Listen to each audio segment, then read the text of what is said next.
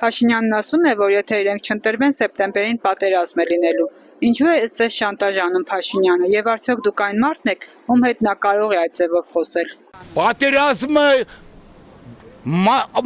մարդը երբ աշխարհ եկե ամեն օր պատերազմա, եթե ուզում ես ապրես, պետք է կռվես։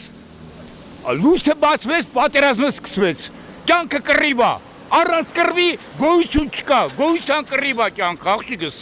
Վախցնում է ժողովուրդ։ Որ ինչ անի։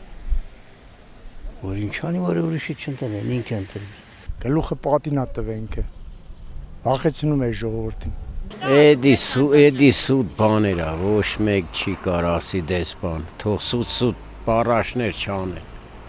որ չնդրվեն պատերազմ կլինի, ընդրվակ ինչ արեք որ հիմա չնդրվի։ Որ ընտրվի էլ ինքը էլի պատերազմ ալելու։ Փաշինյանը Ղարաբաղը ինչպես անձնեց, այնց էլ Սյունիքը ինձ կարող է մենակ ճանապարհ տա։ Ստից ասում են ճանապարհ ալում ասեն, բայց ուրիշներին լսում են, որ ախպերը պետք է նես ճանապարհ ալելու, որ հայ զինվորի պետք է ադրբեջանցի չտեստ էդ ինչ դուս եկավ, որ մեր այն մի հարևան ունենք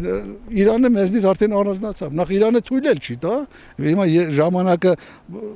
խառն է, այս պատերազմները ավարտվի, Իրանը թույլ չի տա։ Իրանի համար էդի կարմիր գիծ է, ես չգիտեմ ոնց է, էդի ելնում Իրանը թույլ չի տա։ Ինքը